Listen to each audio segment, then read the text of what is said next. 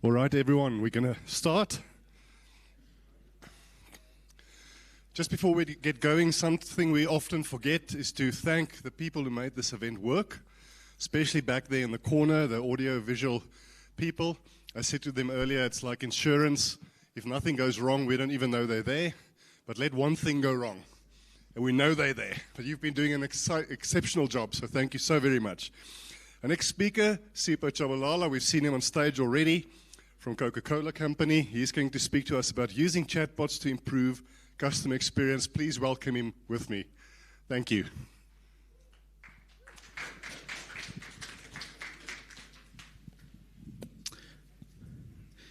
Hey everyone, welcome to the graveyard shift. I'm going to try to keep everyone awake. Make sure I'm using this thing properly. So I'm going to be focusing on improving customer experiences through chatbots. There's a few chatbots that are already out there currently and people are using. And it's quite a funny one when I was thinking about it, to say this audience is well versed in how these technologies work. But the end customer who actually cares about the experience will literally want to hear something different than what we're all hearing here and what we do understand. And I'm typically going to be using examples of chatbots that are already working out there and experiences that people are currently subject to in some cases with some chatbot out there, and some really cool examples that we also have from a Coca-Cola perspective. So I think I get a lot of questions to say, what do you do at Coca-Cola when you do digital? Because we don't have direct kind of like consumer interactions. So it's like, what are you building? What are you guys doing? And we actually have all of that, right? So we have a consumer space. A consumer for us would be someone actually who's drinking the Coca-Cola. That's a consumer. And then we have a customer, and the customer would be our bottlers that distribute product. There would also be a client to us that we build digital technologies for, and we ramp up certain technologies for their supply chain processes and other type of use cases. So just to start with my presentation, I can see my time. I'm not going to read my confidentiality notice, but it's very important. I'm the only one with this. I was looking at everyone's presentation. Very important on our side. This cannot be distributed, so make sure you take mental pictures and you listen very well. And then just the overview of what I'm going to do. And then, back to my first slide. So I took some inspiration from biblical text rather. Ancient documentation here. It's survived for a long, long time. But I don't know if you guys have heard about the story or the historical writings of the Tower of Babel. Show of hands? Yeah? So I think when I thought about this, it was I'm going to relate the story because I'm not assuming. I saw 3 hands. You know? So I'm going to relate it, and then I'm going to talk to it. So basically what had happened here, right, according to the biblical text, is humans were all in one place geographically, and they all had the same language. And someone had a smart idea to say, you know what, let's build the biggest tower up there to get to the heavens so we can get to God, right? And so our names are remembered and we are renowned men and women for doing this particular act, right? And at that point it says, God came down and he saw that people were doing all these things. And this tower was coming up. It was coming up. It was getting there. And he's like, they can actually achieve this, right? And one of the most important things that comes out of the text is they were able to work with each other in that huge group because they had what? The same language. So the importance of language was paramount in them being able to work together and build this tower. So the first thing that the text says God did is he gave them different languages. And so when he gave them different languages, he confused the communication, and therefore they couldn't work together anymore to take it up, right? So various things come to mind. Okay, we've been doing a task, right? So we're putting brick and mortar, putting stuff up. We're seeing each other doing it, right? Which is a model of communication. All of a sudden, when we can't talk, now we cannot continue to build this. And it just emphasized on my side the importance of language, right? And with all the speakers that even spoke before, and especially about the language question, having it in our own native language, but how important language is as a model of communication to all of us. That even though we may have all other modes there, that I can see you physically, I can see your gestures, but they could not carry on building this tower. So for any effective communication that we will have, right, and this is through a lot of theory that's out there, but there's mainly 5 focus areas for us to actually communicate. And we need all these facets to communicate effectively. If any one is missing, we're not communicating effectively in as much as we want to communicate. And this is really theory, but I'm just going to jump through it very fast. Linguistic alphabetic, again, spoken and written, right? We're able to convey certain words in a certain way to exhibit emotion, idea, information, right? In how we say it, you know. Me and you could say the same thing, but it can mean something totally different to the next person. So first gesture. Visually, again, it's using images, any type of other graphic interfaces that are out there, photographs, drawings, videos, animations. That is now also one of the second modes of communication. And then more auditory would be the third one, right? So music. I mean, when I hear the song, I feel this way. Sounds, when I hear the sound, I feel frightened. You know, so all of those allow us to communicate. Gestural, which I mentioned earlier. So my body language as I speak here, your body language as you speak to me. I mean, sometimes your body language tells me what your words mean, you know. So you need all 5 to be there. Spatial, I mean, specifically here, chairs are set out and everything is set out for you guys to look at me directly and talk. Therefore, it's a mode of communication, and I'm setting up the space so that the focus is on me. You can also do this with text, how you write it out. And using all 5, right, for me, just proves that, or rather, the output will be what we call effective communication.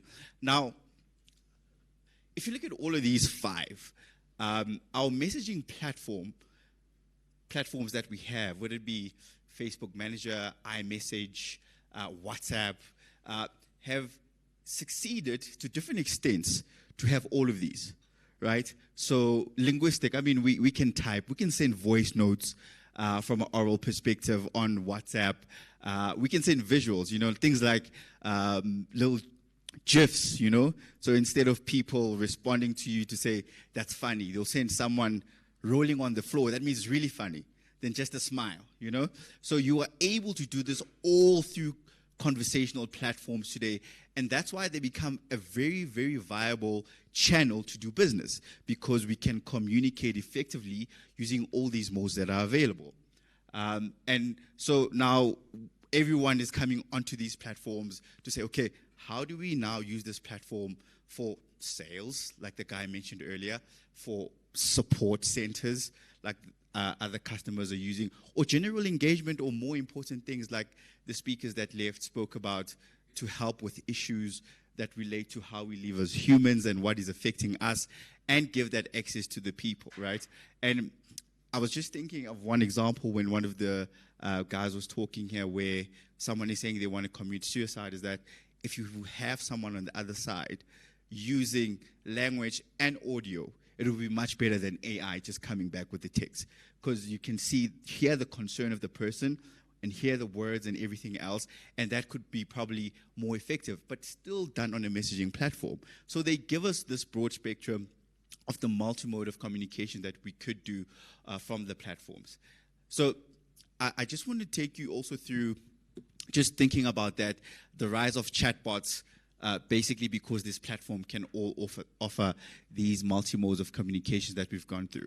So generally within the experience space, there's 2 types of bots that people actually define, which are interactive bots or intelligent bots. The intelligence bot is everything that people today on this podium has been focusing on, bots with NLP, large LLM models, learning bots, trained bots, right? But interactive bots is what I see a lot of in the market, and what we've built as well through our bottling networks for some of our partners, just to engage in basic commerce tasks and transactions that we have. And they have very distinct characteristics between the two, right? So if you look at interactive bots, they've got a clear purpose, clear task set out. They are very, very narrow, right? I cannot come onto an interactive bot here at Coca-Cola and be like, I want to do a banking transaction or see what my balance is. It won't tell you, it won't have a response. So it's very narrow in its design, right? It's very goal-driven in how we do it, and it's efficient, right? And with that in mind, these messaging platforms rather, have built interactive components in terms of their visual UI to make sure that these tasks are completed very, very simpler without you even texting. So you can have an end-to-end journey on a text messaging platform without writing text even once, right? So if you look at this example here, we are greeting this particular customer of ours. They've got an action bar underneath where you can tap on it, see your menu, and we can tell you what you want to do. You want to place a new order, discover promotion, check whatever recommended order we have for you, or repeat a previous order. So they can click on that. So it's more like a website, right? And there's been so many arguments of, if you're going to invest in an interactive bot, what are you saying about your app? What are you saying about your website? Because it's the same thing, because it's using the same UI task elements that you have. And for chatbots, for now, these graphic user interface elements that are there are limited if you've ever built a journey on a chatbot, right? So much rather maybe spend more money making your app or your website better. But in other markets, we know things like, and especially in Africa, we've experienced that things like WhatsApp are much better used than website because of things like data accessibility. So it's a cheap platform to use rather than using a website because of the data costs and everything else. So this, in markets where those conditions are, it's an absolute hit, you know. It runs well, it works well, and it's comfortable, you know. It's very comfortable, and it's not intimidating because it's a platform in many countries that is used more than anything on a mobile device. And then there are particular things that are limiting with the platform, right? Especially building it in an interactive manner, right? And especially carrying context. So I don't know if you guys have used some of these bots. So immediately when I'm on like a place order, I cannot go back to the previous thing because it does not keep the context. It's not a learning bot. It's looking, what's the next task? And the data is structured in such a way that I need to move through a linear flow, right? So a linear flow typically looks like this, right? And it gives rise to certain problems, and you'll see as we go through this right now. So let's just run through this journey. It goes, place a new order, select a brand, any Coca-Cola brand that we have there. You can choose any of these. Immediately when you go through on that red line, and it doesn't have context, so you're writing some other brand, I mean, that we probably maybe don't have, we don't know how to respond because the bot works just in the linear, narrow space. That's the only thing we can respond with. We know after selecting a brand, the next thing you can do is choose a package type. If you don't do that and choose any other action in text that you would write to us, the bot does not know what to do after that. So it will throw an error and ask you, okay, please just choose a brand, because that's how we've coded it. That's how it's going to flow. And what this has given a rise to is something called agent handover. And this is something quite a few people mention. And there's lots of agent handovers these days, right? Because your bot, even if you have an NLP, if it's even not trained well enough, you move someone, go talk to an agent. And what this does is it promotes several behaviors which we were moving away from and mimics experiences from our contact center into a chatbot. So when I call the contact center, there's like 30 people in line, you know, and I know I'm going to hold that phone. And what we have done is we've mimicked that into the journeys, not Coca-Cola, but experiences in general, where you would see you are number 46 in the queue and the wait time is 30 minutes. So I'm waiting now on my phone and you're telling me I'm number 46 and there's this 30 minutes queue. It's so much better to hold my phone because I'm at attention. But on my app, I'm not on attention, right? I'll carry on with other things. And then you come back a few minutes later, you are number 10 in the queue, and the wait is 12 minutes. You know, because it changes, because you can't predict this time so accurate, because what the user wants to solve can change, right? So the averages worked out here are not as accurate as we put out to be here. And again, you miss these messages. So by the time you're number one, you forgot you even started this request. And then if I'm successful and I do chat to an agent and something is resolved, and I know what keywords to use the next time I come to your bot, I won't even care what your menu is. I'll go into the bot. Can I chat to agent? Because I know you'll take me straight to an agent. And customers teach themselves these behaviors because they know this is how it's going to get resolved. And you've created that. So can I talk to AJ? Great. You are number 15 in the queue. It's fine. Because the first one worked, So I'll wait and be number 15 in the queue. So this emphasizes the importance of adding also NLP bot onto your interactive bot, even though you have it, at least to solve basic areas that you have. Again, we have enough data in our different businesses to know why customers want to interact with us. And we can, at least from a basic level, we're not saying build large language models to respond to everything a customer is talking about. But in general, when a customer is interacting with me as business A, these are the general things that we interact with. And some of that data exists. Some in your people, some in your contact center. And that's all the data you can use to teach your bot and know how to at least solve the basic things that you would do, so that you don't end up with something like this. Because again, it's just a glorified contact center on a chat. That's what it is, right? So again, I'm just 4 minutes. And then lastly, there's a few things I just wanted to call out in terms of both intelligent and interactive bots that we should look at when building them, right? I mean, I think some of the stuff here we talk about is great, but we know at a level where we build these things for customers, there's so much limitation. So all these points I'm raising here is just for us to look at when we build these bots with the limited amount of tech and everything else that we have at the moment, and also the thinking of MVP. What are some of the must-haves that we must have before we take on the bot, and things we should have considered? Like the first one, lack of clarity and purpose. So every time your bot comes on and talks to someone, it must absolutely say, this is what I can do, these are my limits, this is the information I have. So you set up expectation up front, right? It can't be an all and be all for everything that you do, right?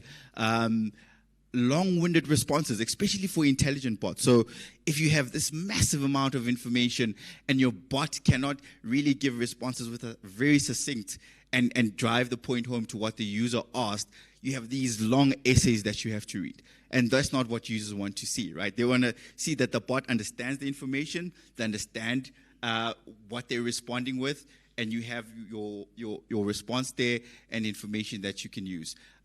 Insufficient personality or empathy. Again, sometimes this is very overdone in some bots,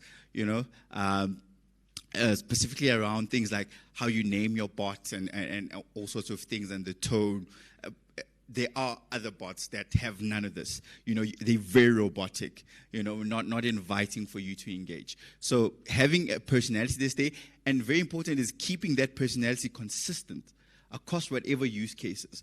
I can't be a very happy CPO today and a very serious one tomorrow and a very, I don't know what other personalities I can have. Basically, your bot must not have multiple personality disorder. It must work fine. On interaction bots, again, I mean, we can do this, a complex user interface. So having button triggers that are there, next to there have a filter. So you're just creating this complex interface where you just want quick actions for the guy to move through the journey. Slow response times.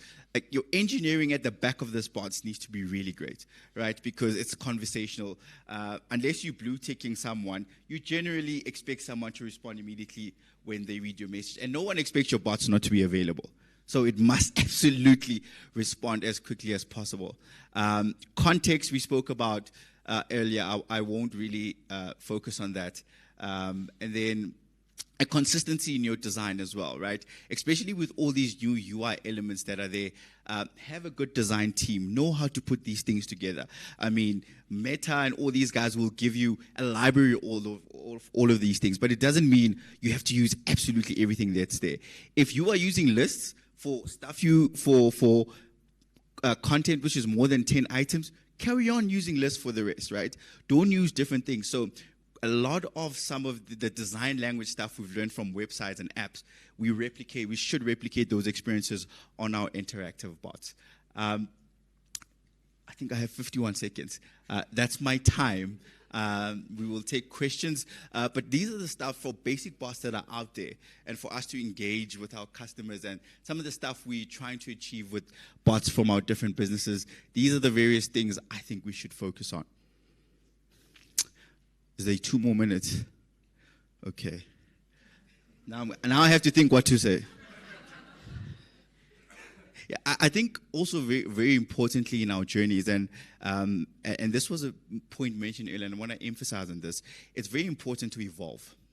In as much as you know the tech capability and where we can go and where it is in some instances, it's very important to evolve.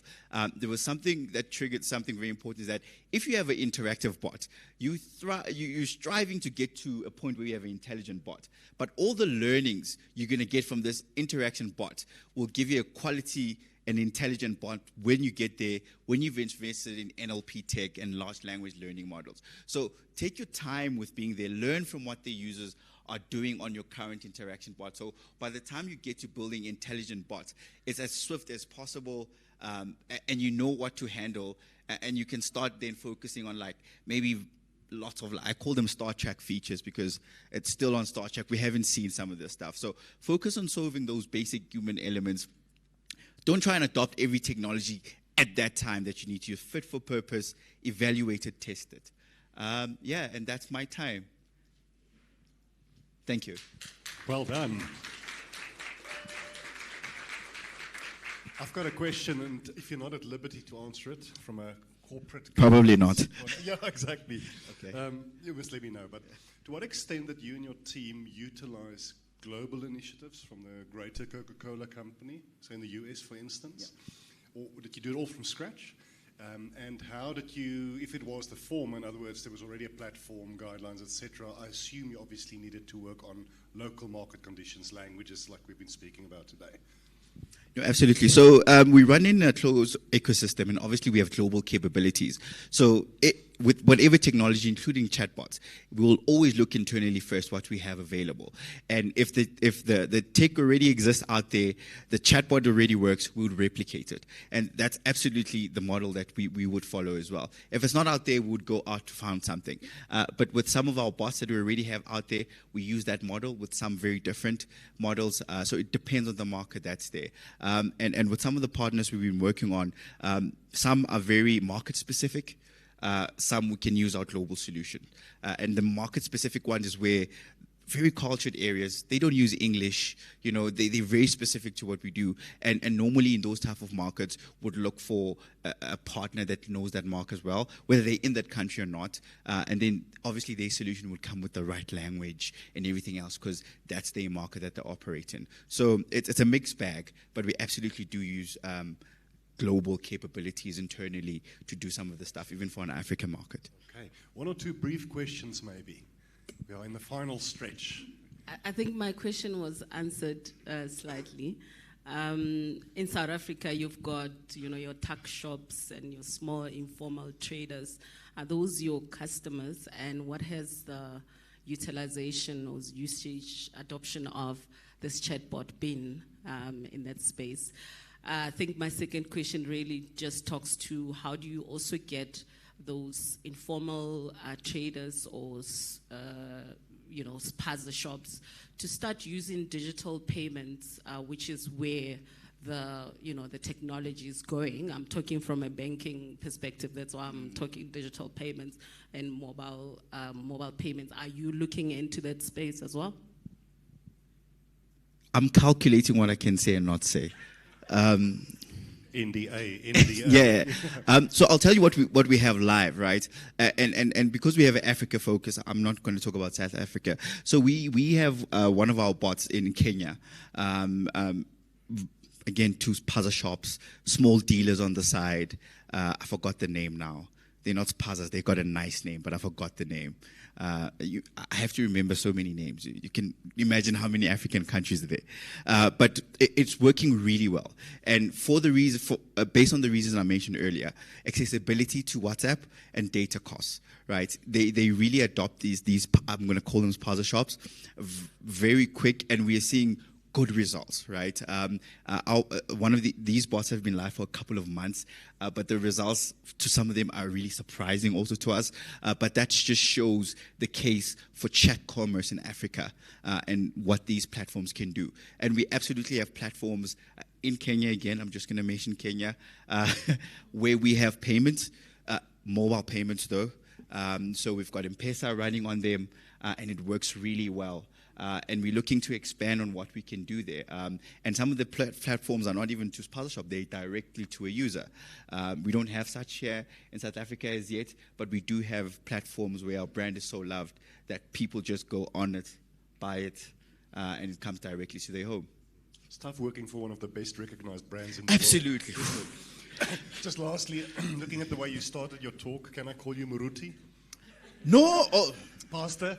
Because I thought we were going to have a sermon, although it's a great way of starting it. I saw how we were engaged. I was now let's go to Revelations 12. The guys were ready.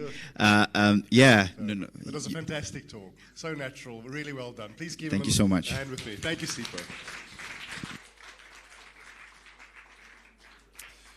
Mr. Ritesh Kanji, please can